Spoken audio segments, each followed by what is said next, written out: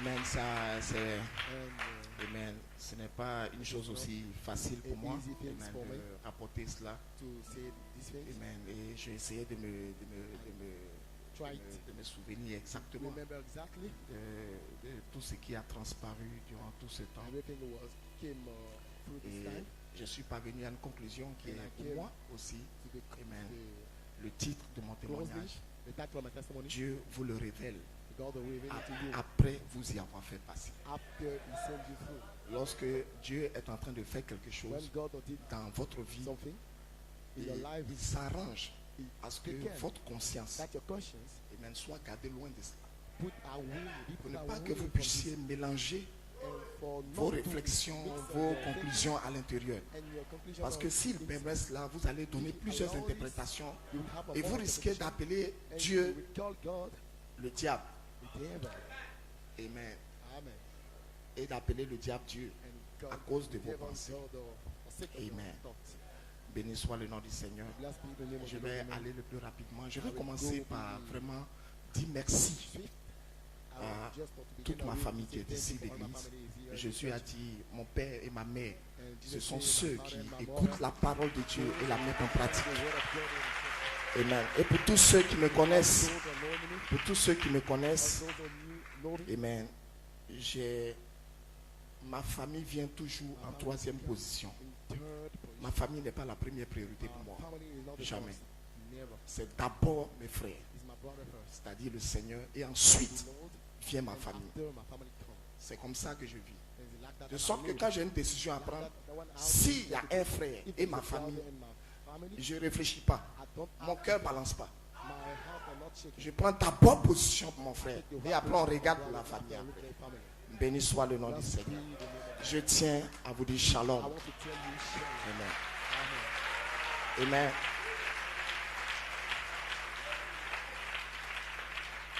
Il y a des frères There is some qui brothers m'ont beaucoup marqué. like me. Qui m'ont beaucoup marqué. Frère Chimou, Jacques, on l'appelle They call le him sens de la décence.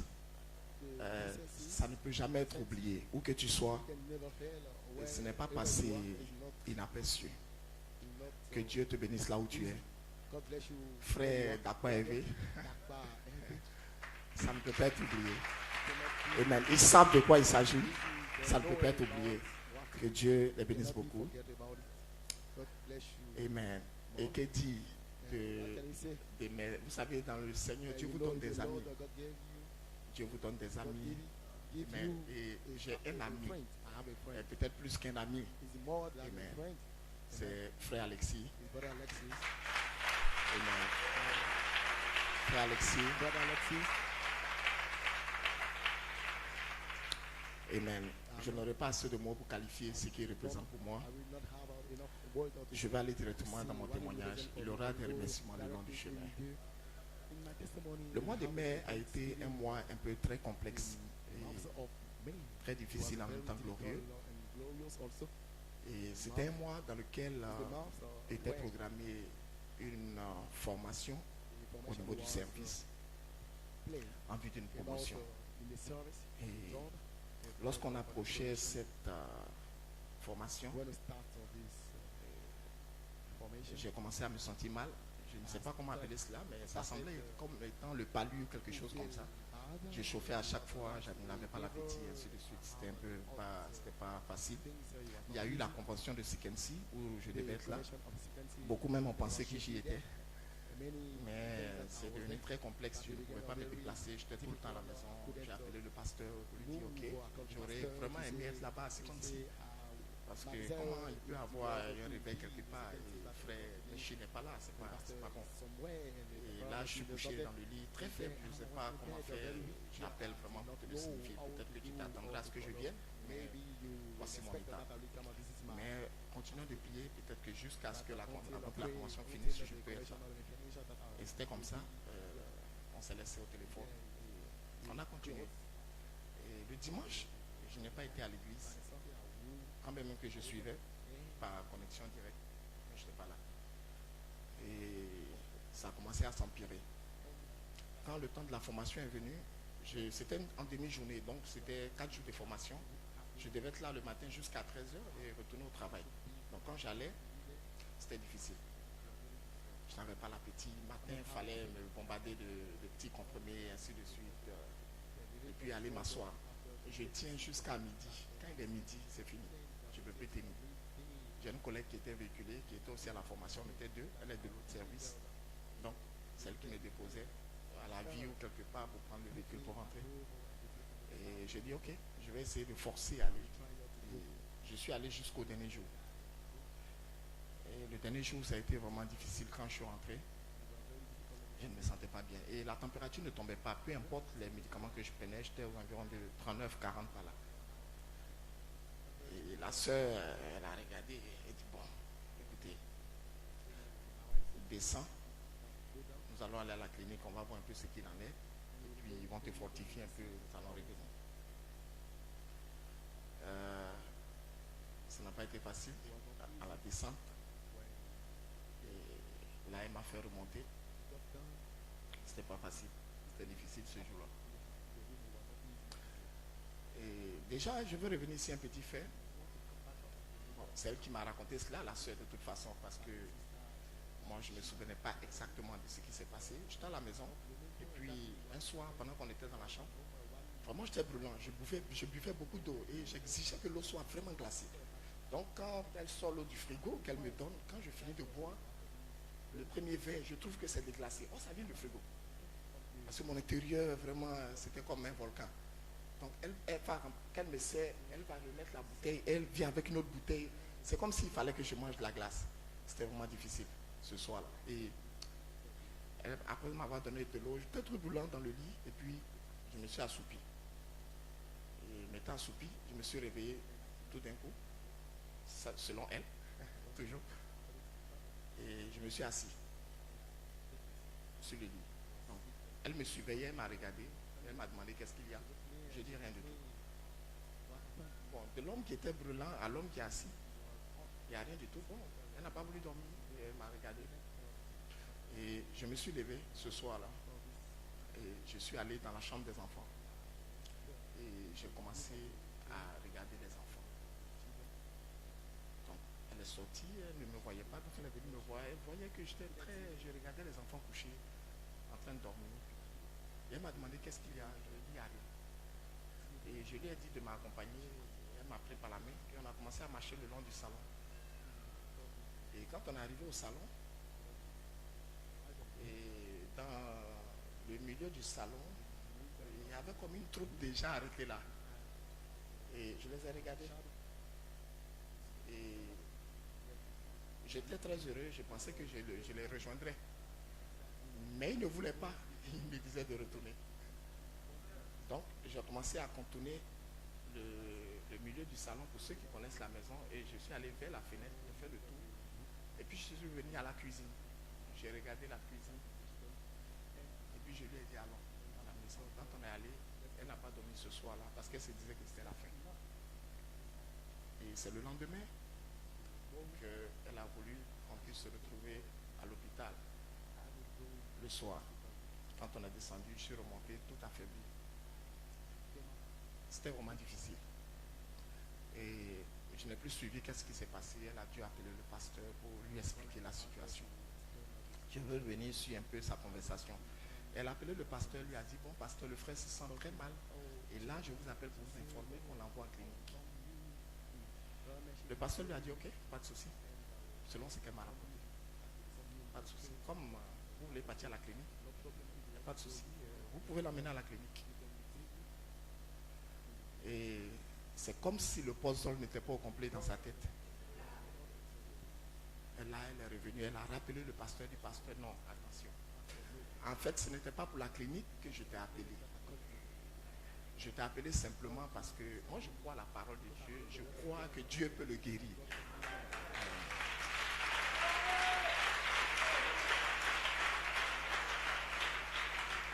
Et je crois aussi en vous. Sinon, j'aurais pu appeler sa maman. Mais je vous ai appelé. Parce que je crois au Dieu que vous représentez. Alors, le ministère a commencé à lui donner des instructions. Vous savez, vous recevez toujours de la façon dont vous vous approchez du ministère. Ça dépend de votre approche.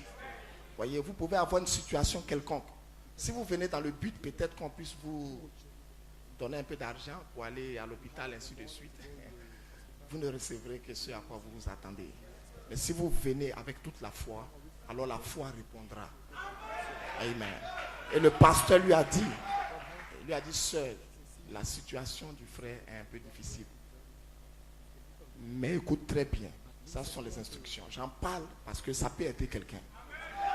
Peu importe la maladie que tu as, il faut m'écouter ce matin.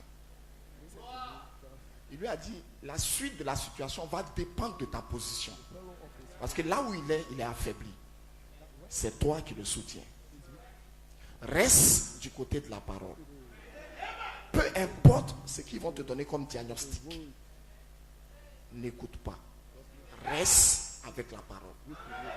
Elle lui a dit, oui, pasteur. Et c'est comme ça que le soir, frère Abraham et frère Norbert, qui sont ici, que Dieu les bénisse beaucoup, frère Kwao, ainsi de suite, ils sont arrivés avec frère Rodrigue Bado, avec son véhicule, pour qu'on puisse aller directement à l'hôpital. Et quand nous sommes arrivés à l'hôpital, ce soir-là, les docteurs ont fait tout ce qui est formalité. Vraiment, j'étais en pièces détachées. J'étais vraiment pas bien. Et jusqu'à minuit, 1h du matin, par là, ils nous ont introduits. Ils ont pris tous les prélèvements, ils sont allés pour les analyses. Ils nous ont introduits en urgence. Et là-bas, en urgence, on était là. Ils nous ont mis des palliatifs, les perfusions, ainsi de suite. Nous étions couchés. Et jusqu'au matin, les frères ont fait tout ce qu'ils pouvaient, comme, vous voyez, les brosses à dents, tout ce qui est ustensile, parce que ça augurait que j'allais durer à l'hôpital. Et ils sont rentrés. Ils ont cédé un peu à mes caprices. J'avais des envies de jus de raisin, ainsi de suite. Ils ont fait tout cela, mais rempli de pots de yaourt. C'était quoi déjà le parfum? Abricot, ouais, c'est abricot. Et frère Stéphane et tous ceux-là, tous ces bons frères étaient là, à côté. Et ils ont prié pour moi, ils sont rentrés, frère Patrick. Le lendemain, le docteur est venu et il a trouvé la sœur. Il dit vraiment, Monsieur Bogui? J'ai dit oui. Il dit, vous avez vraiment, madame, vous avez bien fait de venir. Vous avez bien fait. Je ne nommerai pas ce docteur parce qu'il a fait ce qu'il peut. Il dit, vraiment, vous avez bien fait de venir parce que la situation de votre mari est très critique. Voilà. Vous voyez la couleur là. Il a une hépatite B au foie. Voilà. Et il a une insuffisance rénale. Voilà. Et il souffre aussi d'une pancréatite. C'était pas faux. Il a commencé à citer. Et il dit, vous voyez comme il respire là. Il a une infection pulmonaire. Ce sont ses mots. Donc, on s'est regardé. Et il dit, bon, on verra comment les choses iront. Là, je vais pour les formalités et on verra comment les choses iront. Et à tout à l'heure. Et il est sorti. Elle ne savait pas quoi me dire. Imaginez, elle allait retrouver le docteur pour comprendre la nouvelle qu'il vient d'apporter ce matin. Parce que d'une histoire de palu, ainsi de suite, vous voyez, 2 jours en clinique, on vient ici dans une grande clinique là au plateau et ça c'est la nouvelle qu'on nous annonce. Bon, elle va comprendre un peu ce qu'il en est. Et il a sorti les papiers pour lui montrer les examens, tout ça. Et c'était sans appel. J'avais toutes ces choses-là. Elle lui a dit, docteur, je comprends tout ce que vous dites, mais mon mari n'a pas ça. Non, le docteur ne comprend pas.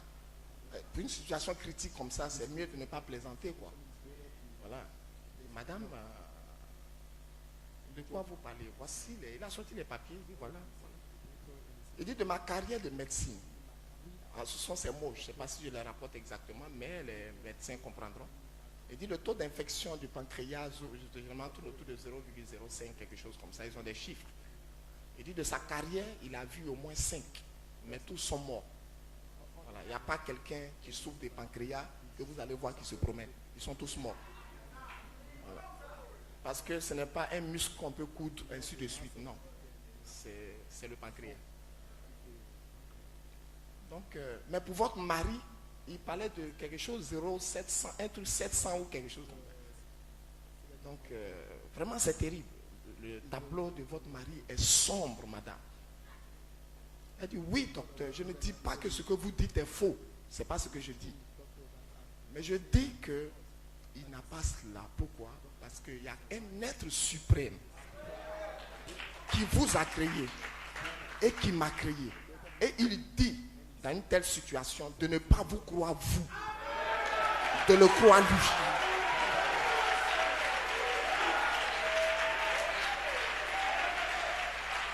De le croire lui.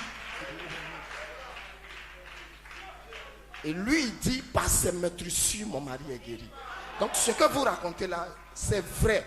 C'est réel, mais ce n'est pas la vérité. La vérité, c'est la parole de Dieu. Elle ne faisait que suivre les instructions qui lui ont été données. Et c'est allé ainsi. Il y a eu un peu des embrouilles. Parce que le docteur trouvait que, bon, la femme s'opposait à ce qu'il disait. Donc il a commencé à avoir un peu un comportement pas trop bien. Et les frères sont venus, on leur a rapporté cela. Et les frères sont allés le voir. C'était terrible avec frère Patrick là-bas. Ah, il a eu un bon temps, le docteur. Il a eu droit à une séance de questions-réponses avec frère Abraham, frère Alexis et frère Patrick là-bas. Et c'était terrible. Et ils ont fini. Lui-même, il a fini par comprendre. Voilà, lui-même, il a fini par comprendre. Et il s'est éclipsé. Pendant les 3 jours, nous étions sous palliatif. On remplaçait les ballons au fur et à mesure. Jusqu'à ce qu'on commençait à perdre l'oxygène. On n'arrivait plus à respirer. C'était vraiment difficile. Et je crois que ce jour-là, le pasteur Zéréo était là parce que, vous savez, je suis quelqu'un de béni. Voilà, parce que moi au travail, mon RH, c'est le pasteur Zéréo. Donc des deux côtés, je suis bien, quoi. Donc il était là, ce jour-là. Et tout a commencé à vraiment devenir très sombre. Parce que les docteurs, ils attendaient simplement de voir la situation s'empirer pour qu'ils confirment qu'ils ont raison. Voilà, parce que la sœur parle d'un être surnaturel, tout ça. Eux, ils sont calmes. Ils attendent simplement que la situation se dégringole. Et puis eux, ils vont venir lui dire, on t'a dit. C'est comme ça. Donc, nous, on était là, on attendait. Et c'était bien. Le frère Bandama Pakom faisait aussi tout ce qu'il pouvait. Il informait aussi le pasteur de l'évolution et ainsi de suite. C'était vraiment pas trop de bonnes nouvelles. Et après, il a été découvert de l'eau dans les poumons, ce qu'ils appellent une pleuropathie dans les poumons, donc ce qui compliquait la respiration. Vraiment, c'était difficile. Et ce jour-là, Zéro était là et il venait voir comment les choses se passaient, ainsi de suite. Et ils m'ont porté, vous savez, quand vous êtes là-bas, vous n'avez pas droit à tout ce qui est dessous, normal, c'est des gens comme des couches, mais pour les grands. Donc, de sorte que vous pouvez faire tout ce que vous voulez à l'intérieur. Après, on vous nettoie et j'étais couché là. Et ils ont dit à la sœur, s'il urine, prenez cela. S'il fait des selles, ne le jetez pas. On va les prélever pour des examens.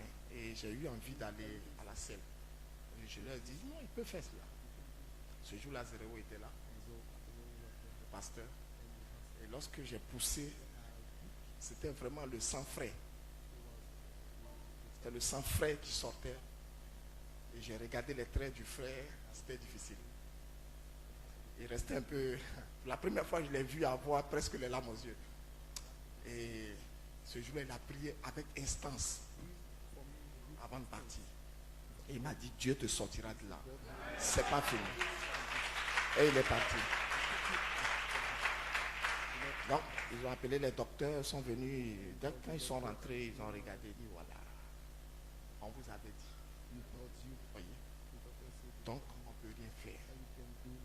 On doit le descendre en réanimation. Mais en réanimation, où ils voulaient m'emmener, ils ne disaient pas qu'est-ce qu'ils allaient me faire. Parce que vous voulez envoyer quelqu'un en réa, donc prophétisez un peu. Soit on va lui faire ceci, on va lui faire cela. Ils ne disent pas, c'est comme la réa, c'est un garage. Donc, la soeur ne voulait pas. Vous voulez le descendre en réa. put what Ils ne disent pas non, mais regardez, oui, ça on voit. Il y a le sang, ainsi de suite, c'est difficile. Mais là où vous l'amenez, c'est pourquoi? Ils ne veulent pas le dire. Parce que, cliniquement parlant, j'étais mort. Pour eux. Cliniquement parlant, il n'y a pas de médicaments de thérapie pour insuffisance rénale. Pancréatique. La pancréatique, le seul moyen de vous soigner, même pas vous soigner et vous aider un peu, quoi, à vivre un peu, c'est de vous mettre sous palliatif. On vous fait jeûner. Vous ne mangez pas parce que si vous mangez, le pancréas intervient dans la digestion du sucre. Donc comme il est infesté déjà, si vous mangez, le métabolisme va se mettre en marche et tout se gâte. Donc on vous met sous jeûne de manière indéfinie, on ne sait pas quand, et on vous met des antibiotiques. L'insuffisance rénale, je ne vous apprends rien, c'est des dialyses à ne point fini jusqu'à ce que tu puisses te retrouver là où tu vas aller. Comprenez? Donc dites au moins quelque chose que vous pouvez faire. Personne ne voulait parler. Nous étions là-bas. Jusqu'au lendemain, où les docteurs sont venus. En tout cas, le débat était houleux. Personne n'était pas prêt à me laisser aller en rien, ni la soeur, même les frères, parce qu'il fallait qu'ils expliquent exactement. Et nous avons un docteur qui est un ami, un frère Bandama qui était là. Et ils étaient en pleine discussion avec la soeur pour essayer de convaincre la soeur qu'il faille que j'aille en rien. Et je me suis mis à côté, je les ai laissés discuter. Et j'ai parlé au Seigneur. J'ai dit, ok, au milieu de tout ça, tu connais l'état de mon cœur. Voilà. Peut-être que c'est du bluff. Mais c'est comme ça que mon cœur se sent. Je ne crains pas la mort. C'est pas à cause de la situation d'abord. Ceux qui me connaissent savent. Je suis quelqu'un, je ne crains pas la mort parce que j'ai foi en Dieu. Et la mort n'est pas une fatalité. Ce n'est pas quelque chose par lequel tout le monde va passer. Non. Paul dit tous ne mourront pas. Et moi je crois, et c'est là que j'ai mis mes pieds. Parmi ceux qui ne mourront pas, j'ai placé mon nom là. Je peux tanguer, je peux être malade, au point qu'on pense que c'est la fin. Mais sortez ça de votre esprit. Donc au milieu de tout ça, la soeur est témoin. Il était très calme. Alexis était là. Il m'encourageait à chaque fois. Et c'est lui qui me rapportait les messages que l'homme de Dieu prêchait tous les dimanches, ainsi de suite. Les mercredis, il me tenait informé. On a cette habitude il y a longtemps. Et quand il vient, il me rapporte le message correctement. Et c'était comme ça. Il m'encourageait à chaque fois. Donc, j'ai dit, Seigneur, c'est pas que mon cœur bat. Non. Il y a une différence entre la miséricorde et la pitié. La pitié, c'est la fin. Et la miséricorde, c'est pas autre chose. C'est différent de la pitié. Si cet homme-là s'approche de moi pour me demander qu'est-ce qu'on fait, parce qu'ils sont en train de discuter un peu, alors j'ai le signe que je vais en réa, je le sens. Et pendant qu'ils étaient en train de parler, le docteur a commencé à reculer. Et puis il s'est arrêté devant moi. Il dit, ouais, monsieur Bogu, qu'est-ce qu'on fait? J'ai appelé la soeur en même temps. J'ai dit, je l'appelle maman. J'ai dit, maman, elle s'est retournée. J'ai dit, laisse tomber. Il m'a regardé avec les grands yeux. J'ai dit, laisse tomber. Je vais en réa pour revenir. Elle m'a regardé, elle dit, tu vas en réa? J'ai dit, oui, je vais en réa, je reviens. Laisse tomber, n'aie pas peur. Elle dit, ok. Donc, qu'est-ce qu'on fait? Préparez-le. Et c'est comme ça qu'ils ont commencé à me mettre l'oxygène, ainsi de suite. Et quand elle me racontait plus tard, elle dit, c'est comme dans les films, quand on transporte les gens, ainsi de suite. Et les portes se sont ouvertes, paf, j'ai commencé à descendre. Je suis arrivé en réa. Arrivé en réa, ils m'ont mis les électrodes, tout ça, ils m'ont mis une sonde nasale, directement jusqu'à l'intestin. Ils appellent fibroscopie. Et ils m'ont mis une sonde urinaire, ils m'ont placé les électrodes rapidement. Et ils m'ont placé les ballons. J'étais couché. Le docteur m'a approché, il m'a dit, ok. M. Bogui, là où on est arrivé, on ne va pas se mentir.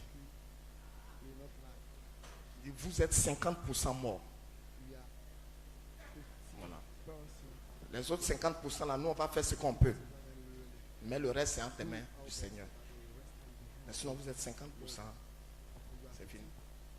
Ok. J'ai dit ok. 3 jours après, je suis couché. Je ne mange pas. Je ne bois pas. Or, quand on est à l'hôpital, il me disait qu'on allait me donner un petit truc à manger.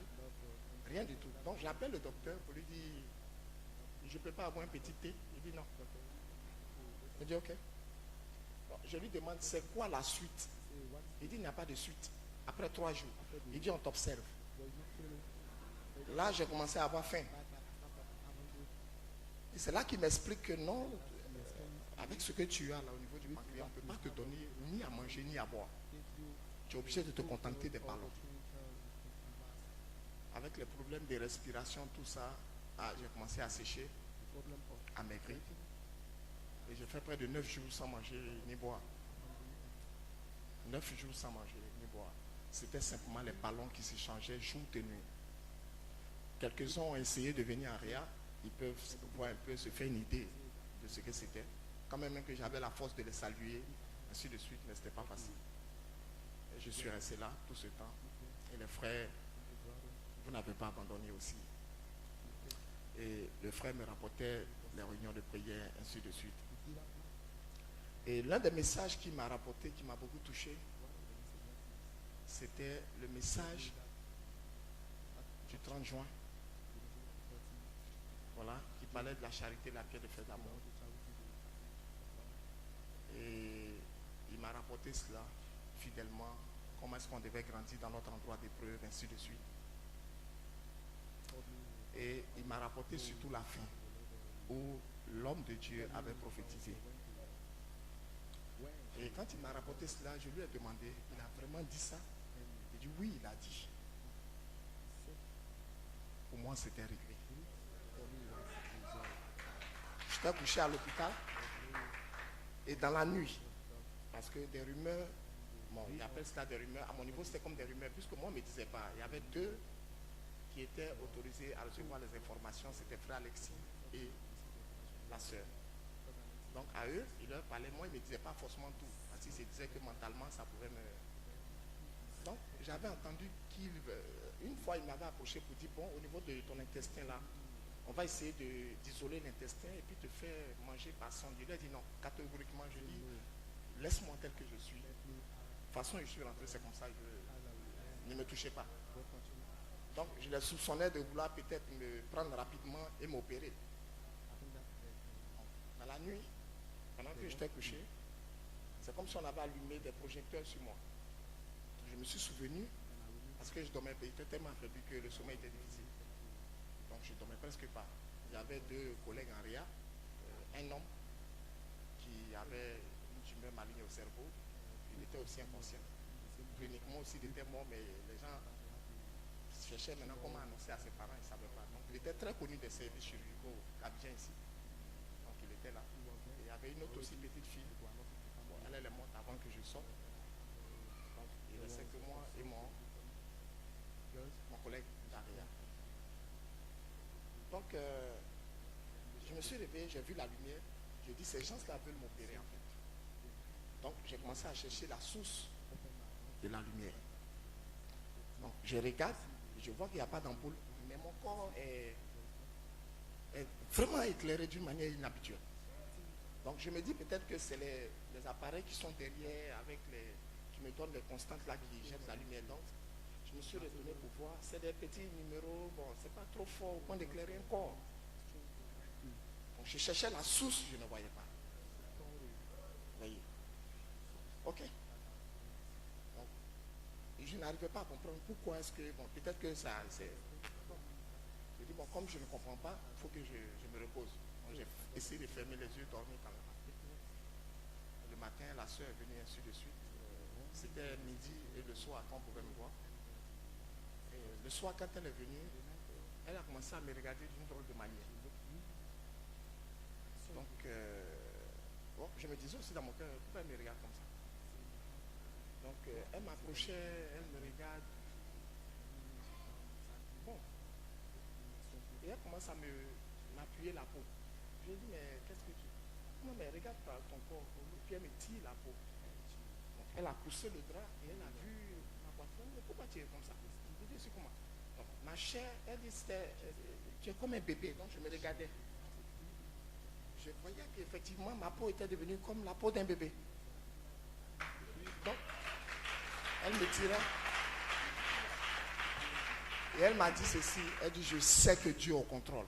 Et qu'il a déjà fait. Et elle m'a rappelé ce que le pasteur avait dit. J'ai dit, oui, frère Alexis m'en a parlé. Et pour rappeler ces mots, il a dit, la colonne de feu qui est avec moi ici est en train de travailler. Il dit, pour ramener le frère ici à l'estrade.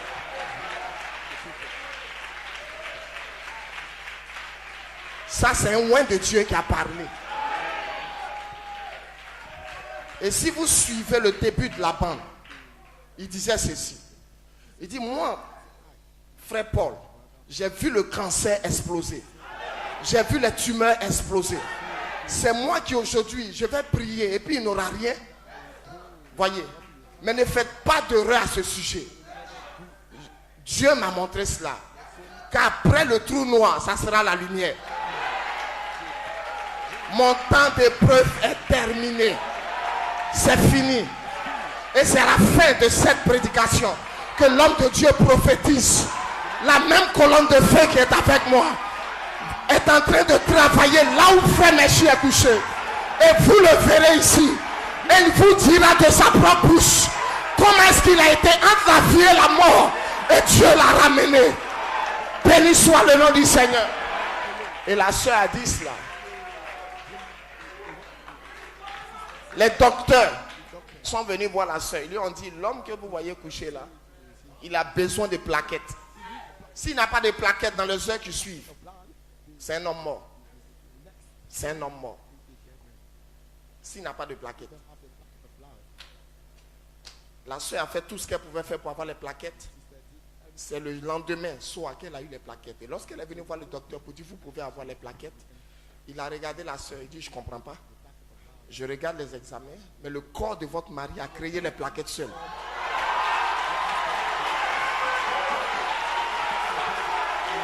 Le corps de votre mari a créé les plaquettes seul. J'étais couché là, je ne comprenais pas ce qui se passait. Béni soit le nom du Seigneur. Voyez, et jusque dans la soirée, je suis couché. Le spécialiste neurologue des reins, il arrive aux environs de 2 heures du matin, il me trouve couché. Il me dit, monsieur Bogui. J'ai dit oui, il commence à me tapoter jusqu'à la plante des pieds. Je n'aimais pas trop sa présence parce qu'il me tapait beaucoup. Donc, il me dit, comment ça va? J'ai dit, ça va très bien. Il dit, j'aime quand tu parles comme ça. Et il dit, mais tu n'es pas un homme simple. J'ai dit, pourquoi?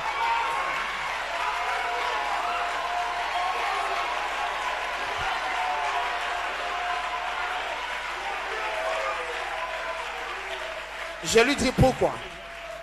Parce que c'est un homme du Nord. C'est un homme du Nord. Il est sénophone. Il dit, je suis sénophone. Mais tu n'es pas simple. J'ai dit, oui, ça dépend. Il dit, on t'a dit pour le rein? J'ai dit, non. Il dit, ton rein s'est normalisé seul.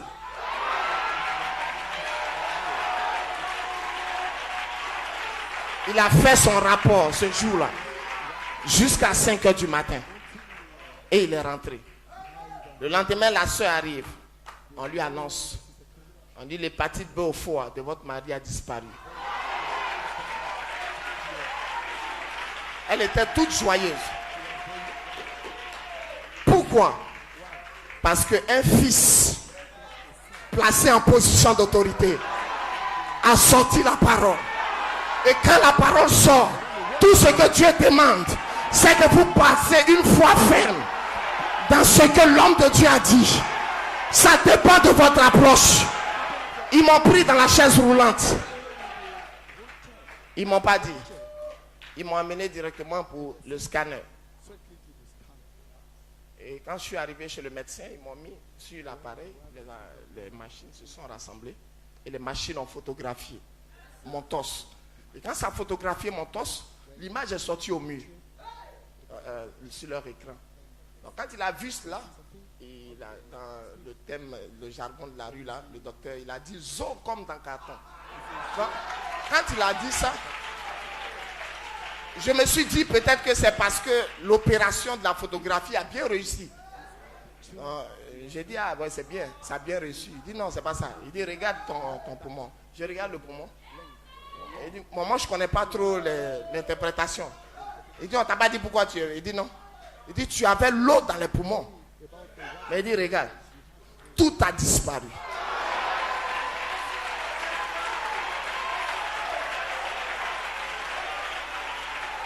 Tout a disparu. À cause de, j'ai connu un peu les machines là-bas, ils m'ont envoyé dans ce qu'ils appellent en IRM. Ils m'ont mis dans la machine, retourné tout, ainsi de suite. Et ils commencent à voir qu'en fait, le pancréas n'a plus aucun problème. C'est là qu'ils ont commencé à me donner à manger. Vous comprenez? Je suis sorti le 3 juin. Le 3 juillet, j'ai parlé avec le pasteur et ils m'ont mis en observation. J'ai fait un peu des tests de rééducation, un jour simplement, et puis je suis rentré.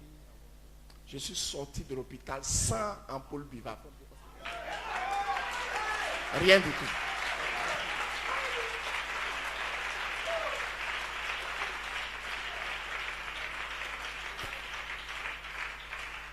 Et ça a continué. Je vais vous épargner des détails. À la maison, ce n'était pas aussi facile que cela. Je pense que le pasteur vous avait donné un aperçu. Il a même évoqué mon poids. Vous voyez, ce n'a pas été une chose facile. J'ai tenu jusqu'à ce que le pasteur arrive du voyage. Et il m'a appelé de vive voix.